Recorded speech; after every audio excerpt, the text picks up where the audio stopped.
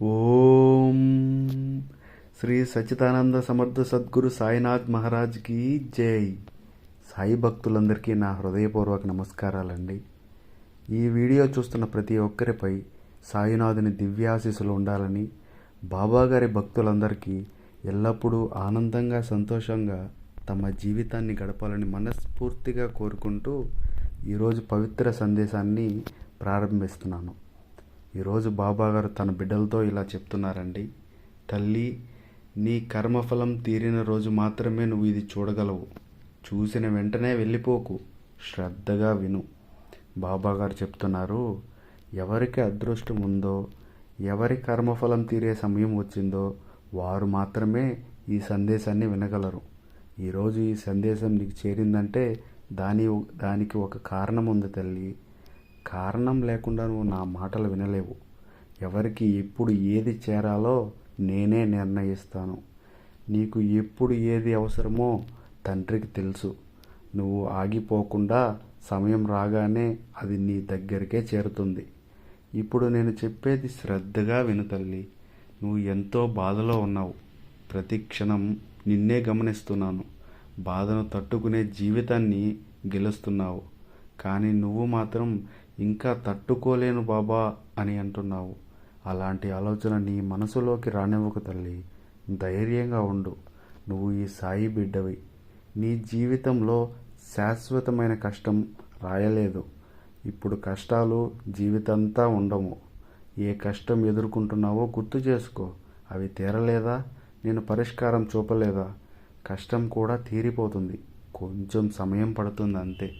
ప్రతి సమస్యకి దాని తీవ్రతను బట్టి తీరుతుంది తల్లి.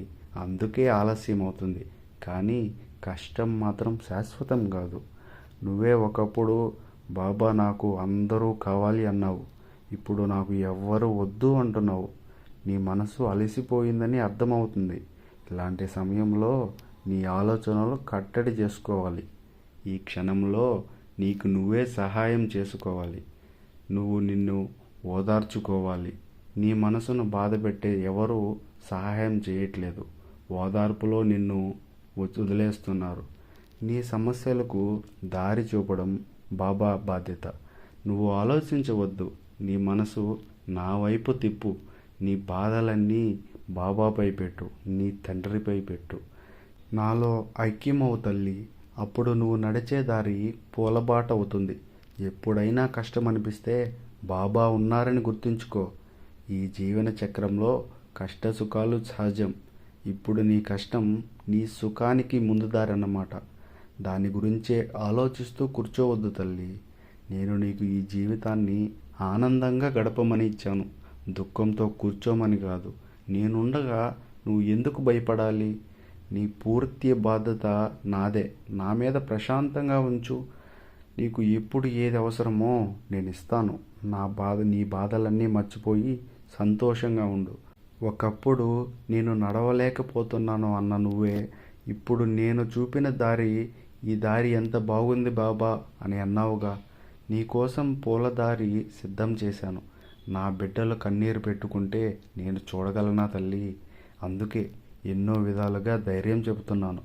కొంతమంది వెంటనే వింటారు, కొంతమందిని బుజ్జగించాలి, మరి కొంతమందికి మళ్ళీ మళ్ళీ చెప్పాలి. కానీ తల్లి, నేను ఎంత చెప్పినా నువ్వు చూడనిదే నేనేమీ చేయలేను. నీకు చూపించిన మార్గంలో నడువు. నీ జీవితాన్ని అద్భుతంగా మార్చుకో. నీ జీవితం మారే వరకు నేను సందేశాలు పంపుతూనే ఉంటాను.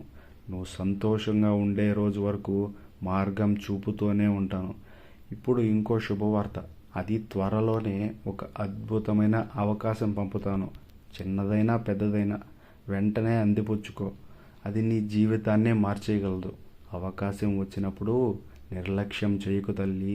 దాంతో నువ్వు కోరుకున్న లక్ష్యాన్ని చేరుకుంటావు. నీ జీవితం ఒక్కసారిగా మారిపోతుంది. నువ్వే ఆశ్చర్యపోతావు అనుకో. ఆ రోజు నువ్వు దగ్గరికి వచ్చింది. బాబా ధన్యవాదాలు అంటావు. ఆ రోజు కోసం నేను ఎదురు చూస్తూ ఉన్నా తల్లి. ఈరోజు బాబా గారి దివ్య సందేశం. బాబా చెబుతున్నారు, అవకాశాన్ని వదులుకోకండి. ధైర్యంగా ముందుకు సాగండి. మీ బాధలన్నీ బాబాకి అప్పగించండి.